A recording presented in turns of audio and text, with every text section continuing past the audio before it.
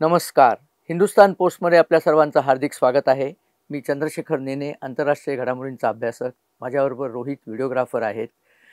आज आपल्यासमोर मी जो आलो आहे तो आपल्या सर्वांच्या अभिनंदनासाठी आलो आहे, कारण आज अतिशय महत्त्वाचा हिंदूंचा सण विजयादशमी, ज्याला आपण दसरा असं सुद्धा म्हणतो, अश्विन शुद्ध दशमी तो आहे. आणि आजच्याच दिवशी प्रभू रामचंद्रांनी रावणाचा वध करून सत्याचा मार्ग पुन्हा प्रस्थापित केला, सीतेची मुक्तता केली आणि म्हणून हा सण सगळ्या भारतभर गेली हजारो वर्ष साजरा होतो, विजय दिवस म्हणून. आणि रावणाचा वध श्रीरामचंद्रांनी श्रीलंकेला जाऊन केला, म्हणजे तत्कालीन भारताच्या सीमा ओलांडून केला, म्हणून या दिवशी सीमोल्लंघन करण्याची सुद्धा प्रथा आहे.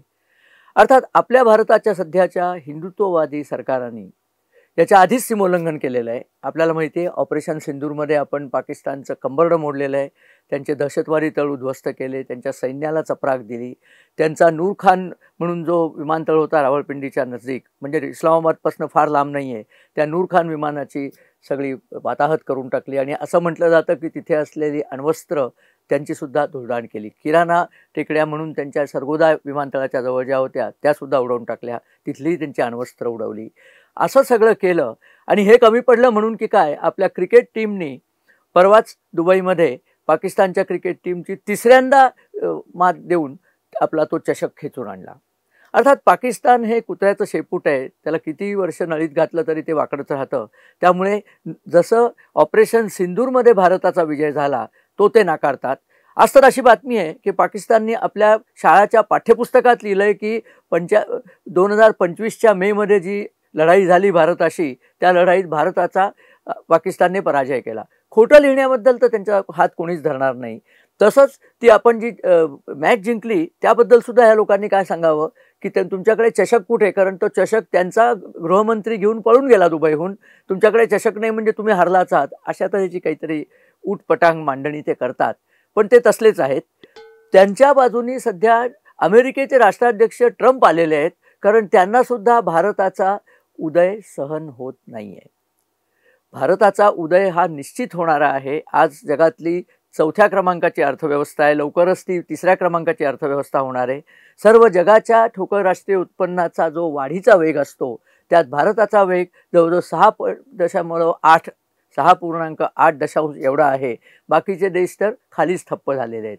अमेरिकेची तर गंमत काहीच विचारू नका. भारताला मृत अर्थव्यवस्था, डेड इकॉनॉमी म्हणणारे ट्रम्प यांच्या अमेरिकेची सर्व व्यवस्था आज डेड झालेली आहे, कारण त्यांच्या पार्टीचं आणि त्यांची विरोधी जी डेमोक्रॅट पार्टी आहे त्यांचं संसदेतलं भांडण इतकं विकोपाला गेलं की सरकारी खर्चाच्या मंजुऱ्याच त्यांना देता आलेल्या नाही आहेत.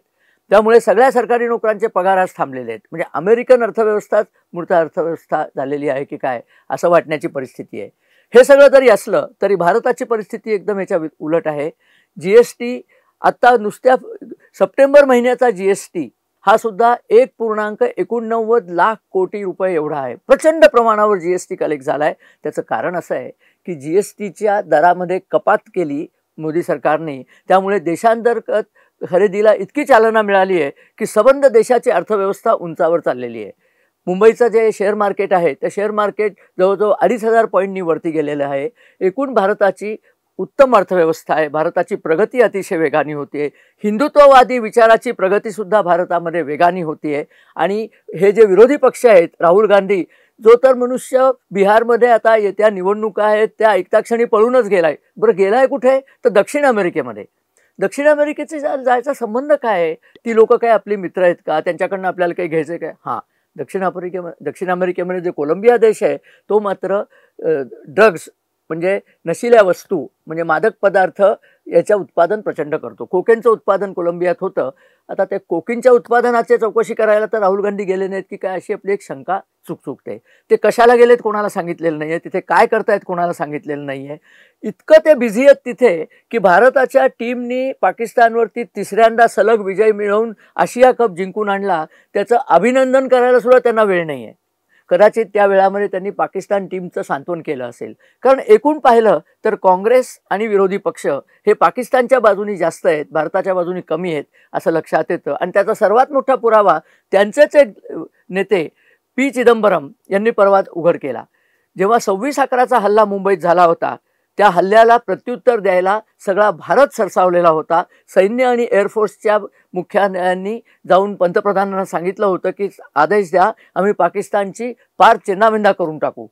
परंतु झालं काय की हा हल्ला झाल्याक्षणी अमेरिकेच्या परराष्ट्र मंत्री कोंडोलिझा राईस या भारतात दिल्लीला आल्या आणि त्यांनी मनमोहन सिंगना चूप, बोलू नकोस असं सांगितलं. मनमोहन सिंग काही कोंडोलिझा राईसचे ऐकणार नव्हते, म्हणून त्यांनी सोनिया गांधींना सांगितलं की तुमच्या पंतप्रधानांना आवरा. सोनिया गांधींनी मनमोहन सिंगना चूप सांगितलं. त्यामुळे भारताने काहीही केलं नाही. आणि जेव्हा सैन्य दलाचे प्रमुख तिथे गेले त्यांनाही सांगितलं चूप, काहीही करायचं नाही. भारत सरकारची भूमिका अशी आहे की या प्रकरणावरती पडदा टाकायचा. अशी निर्लज्ज लोक आपण तेव्हा राज्यावरती ठेवलेली होती. हा काँग्रेस आणि त्यांचा सगळा जो महिमा आहे. आणि याच्या विरुद्धात राहुल गांधींनी इथे येऊन केलं काय, नरेंद्र मोदींनी ऑपरेशन सिंदूर केल्यानंतर नरेंद्र सरेंडर म्हणून ढोल पिटले. म्हणजे याच्या आईनी सांगून भारताने अमेरिकेपुढे सपशेल लोटांगण घाललं, ते त्याला माहिती होतं. त्यामुळे त्याला वाटलं की पंतप्रधान मोदीसुद्धा असंच काही करतायत की काय. अर्थात तसं काही झालेलं नाही. पंतप्रधानांनी सांगितलेलं आहे की पाकिस्तान भीक मागत आमच्याकडे आला म्हणून आम्ही ही ऑपरेशन सिंदूर बंद नाही केली, थांबवलेली आहे. पुन्हा त्यांना चपराक देण्याची शक्यता आहे आणि माझ्या मते पाकिस्तानला दर 2 महिन्यांनी एकदा चपराक देण्याची आवश्यकता आहे, म्हणजे ते जरा अवकातीत राहतील. त्यांची अवकात सध्या फार जास्त वाढलेली आहे, कारण त्यांना वाटतं अमेरिका त्यांचा मित्र आहे. बरं, अमेरिका त्यांचा मित्र पाहिल्यावर चीन त्यांच्यावर खवळलेला आहे. इतकी वर्ष चीनचे पैसे घेत होते, आता चीनकडनं पैसे न घेता अमेरिकेचे पैसे घ्यायला गेलेत, म्हणून चीन त्यांच्यावर रागवलेला आहे. परिस्थिती अत्यंत वाईट आहे. आजच्याच बातमीमध्ये असं कळतं की POK म्हणजे पाक अधिकृत काश्मीर, त्या काश्मीरमध्ये प्रचंड आंदोलनं चालली आहेत. त्यांना त्यात पाकिस्तानातनं फुटून भारतात सामील व्हायचे. तिथे तिरंगे झेंडे फडफडलेत आणि 45 लोकांना गोळ्या घालण्यात आल्या आहेत. बलुचिस्तान लिबरेशन आर्मीनी तर बलुचिस्तानमध्ये कहर मांडलेला आहे. कालच कोट्याला खूप प्रचंड मोठा बॉम्बस्फोट झाला. पाकिस्तानी सैन्याची वाहनं उडाली, पाकिस्तानी ऑफिसर्स मेले. पाकिस्तानी सैन्याचे लोक आता बलुचिस्तानमध्ये पोस्टिंग घेतच नाही आहेत, ते घरी जातात, ते परतच येत नाहीत. असा प्रकार चालू आहे. मुनीर कितीही बाता मारत असले, त्यांचे जे फील्ड मार्शल, मी त्यांना फिल्ड मार्शल म्हणतो, फील्ड मार्शल मुनीरनी कितीही बाता मारल्या तरी पाकिस्तानची परिस्थिती अतिशय वाईट आहे. तिकडे तालिबान, तेहरीके तालिबान पाकिस्तान या लोकांनी खैबर पख्तूनख्वा म्हणजे पाकिस्तानच्या उत्तर पूर्वेकडे जो भाग आहे तिथे प्रचंड हत्याकांड मांडलेलं आहे. तिथे रोज सैनिकांचे बळी पडत आहेत आणि सैनिक सगळ्या सोडून पळून जात आहेत. पाकिस्तानचे तुकडे होण्याला आता फार थोडा काळ शिल्लक राहिला आहे. पण डोनाल्ड ट्रम्प येऊन सुद्धा काही व्हायचं नाही. काही लोक तर असं म्हणतात अमेरिकेचेच तुकडे पडतील की काय, अशी परिस्थिती आली आहे. कारण अमेरिकेमध्ये सध्या रिपब्लिकन आणि डेमोक्रॅटिक पक्षात विलक्षण आंतरविरोध चाललेला आहे. त्यामुळे हा दसरा, ही विजयादशमी आपल्याला एक शुभशकून घेऊन आलेली आहे की हिंदुत्वाचा झेंडा सगळ्या जगभर मिरवतोय. भारताची शक्ती वाढती आहे. किती वाढती आहे तर भारतीय नौदलाचं एक जहाज INS त्रिकांड, त्रिकांडचा अर्थ असा आहे की 3 टोकं असलेला बाण जो 3 लक्ष्य एका वेळेला भेदू शकतो, हे त्या नौकेचं नाव आहे, युद्धनौकेचं. रशियामध्ये ती बनलेली आहे. 2013 साली ती भारताच्या नौदलात दाखल झालेली आहे. आणि INS त्रिकांड ही स्टेल्थ क्लासची फ्रिगेट आहे, स्टेल्थ क्लास. आणि त्याची पहिली फ्रिगेट ती INS तलवार होती, म्हणून त्याला तलवार क्लास फ्रिगेट म्हणतात. स्टेल्थ म्हणजे ती इतर रडारला वगैरे दिसू शकत नाही, त्याच्यावर एक विशेष कोटिंग असतं. आणि मुख्य म्हणजे त्याच्यावरती मिसाईल्स आहेत, त्याच्यावरती ब्रह्मोस आहे. तुर्कस्तानच्या नेव्हीनी त्याला अडवायचा प्रयत्न केला, कारण ही फ्रिगेट आपण घेऊन सायप्रसला गेलो होतो. तुर्कस्तानचा एर्दोगान नावाचा जो वळवळा किडा आहे, तो कारण नसताना काश्मीरमध्ये बडबड करतो, त्याला धडा शिकवावा म्हणून भारतीय नौदलाने सायप्रस हा जो तुर्कस्तानच्या पश्चिमेला जे लहान बेट आहे, त्या बेटावर तुर्कस्ताननी जसा काश्मीरवरती पाकिस्ताननी ताबा घेतलेला आहे बळजबरीने, तसा तुर्कस्ताननी उत्तर सायप्रसचा ताबा घेतलेला आहे. तर तिथे भारतीय नौदल गेलेलं आहे. आणि ग्रीस आणि सायप्रस आणि भारतीय नौदल यांचे संयुक्त सराव चालू होते. त्याच्यात तुर्की नेव्हीने त्यांना घेरा टाकला.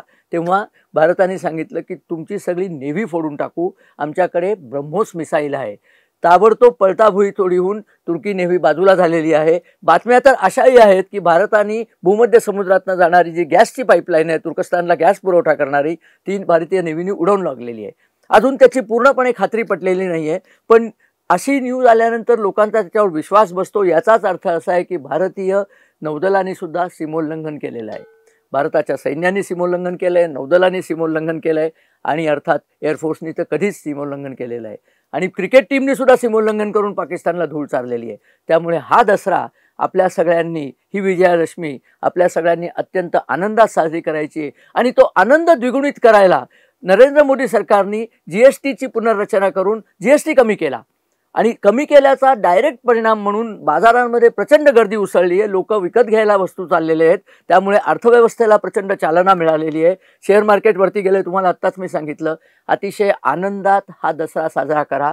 अतिशय आनंदात साजरा केलेल्या दसऱ्याला आपण प्रभू रामचंद्रांचं स्मरण करून या सरकारला अजून राज्यावरती ठेवणं अतिशय आवश्यक आहे. हे विरोधी पक्षाचे सगळे जे फुटकळ लोक आहेत, ज्यांना साधं भारतीय टीमचं अभिनंदनसुद्धा करता येत नाही, इतका त्यांच्या पोटामध्ये गोळा येतो, अशा लोकांना खचित कधीच पुन्हा राज्यावरती येऊ देऊ नका. कारण याच लोकांनी पाकिस्तानची कायम तळी उचललेली आहे. भारतीय सैन्याशी त्यांचं फटकून वागणं असतं. भारतीय सैन्यप्रमुखाला सडक का गुंडा म्हणणे इतकी त्यांच्या तो संदीप दीक्षित नावाचा एक त्यांचा शीला दीक्षितांचा मुलगा जो होता त्याची मजल गेली होती. असले अत्यंत नालायक आणि थर्ड रेट लोक ज्या पार्टीत आहेत त्या पार्टीला पुन्हा कधीही पुढे येऊ द्यायचं नाही आहे.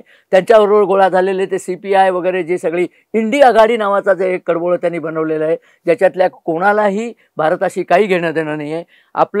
आपलं कुटुंब आणि आपली लोक यांचंच फक्त भलं व्हावं आणि भारताला उरबारता येईल तितकं उरबारावं एवढंच ज्यांना माहिती आहे, असे हे दुष्ट राक्षस आहेत. लक्षात ठेवा, दसरा आणि दिवाळीला राक्षसांचा वध करायचा असतो. लोकशाहीमध्ये हा वध करणं म्हणजे त्यांना निवडणुकीमध्ये हरवणं असं आहे.